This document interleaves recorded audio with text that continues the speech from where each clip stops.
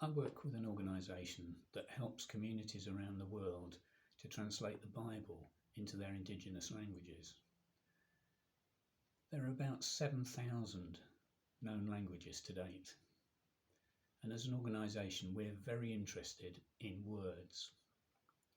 One of the most famous Bible verses is John 3 verse 16, "For God so loved the world that he gave his only Son, that whoever believed in him would not perish but have everlasting life."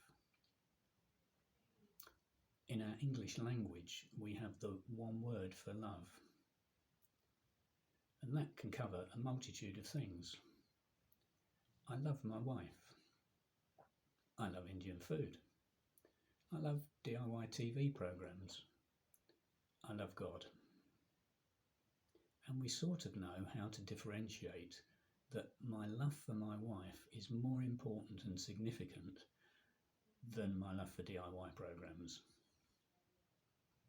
The story I want to tell was published by Wycliffe Bible Translators in America, and it's an account of a translation program in Cameroon. A translator that was working with the local community felt that, as he described it, what was it in the translation that showed how God had left his footprint on the daily lives of this people group? He couldn't quite see it clearly. His question was, what clue had God planted to let them know how much he wanted to relate to them? One night in a dream, he felt prompted to look again at the word love and how that was translated.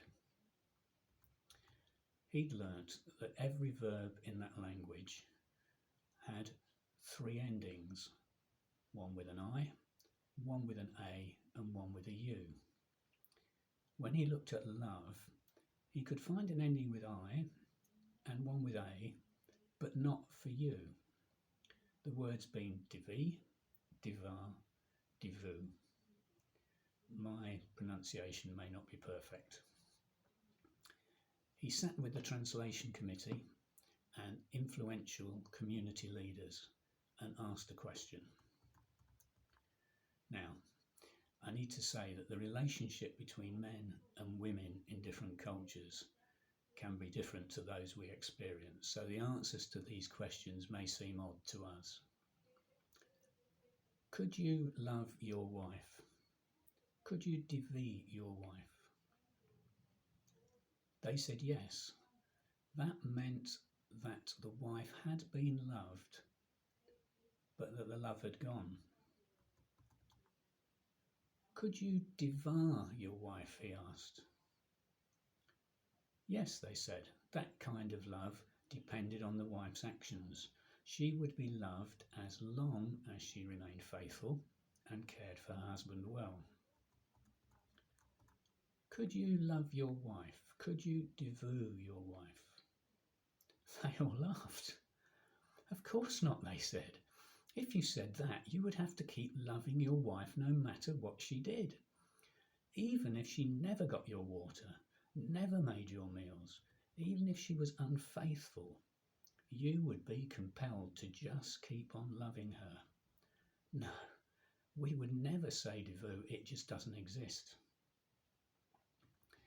The translator sat quietly for a moment, thinking about John 3 verse 16. Then he asked, could God devour people? There was complete silence for 3 or 4 minutes, and then tears started trickling down the face of those elderly men. Do you know what that means? They asked. This would mean that God kept loving us over and over, millennia after millennia, while all the time we rejected his great love for us. He's compelled to love us even though we have sinned more than any other people. The change of one simple vow changed their whole understanding of God, from I love you based on what you do and who you are, to I love you because of me. Despite everything, I just love you. and not because of you. The word divu for love had been in the language for centuries, unused but available, grammatically correct, understandable. But when the word was spoken, it questioned their entire belief system. If God loved like that, did they need the spirit of ancestors to intercede for them?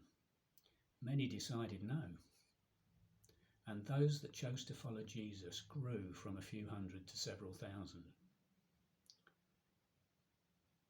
Since hearing this story and thinking of us here in the UK, it's made me to try to be more conscious of seeing God's love in the divu love way. I think our word love has been devalued and does not get close to describing God's love for us. So I wondered if John 3 verse 16 might be like this. For God kept loving us over and over, millennia after millennia, while all the time we rejected his great love.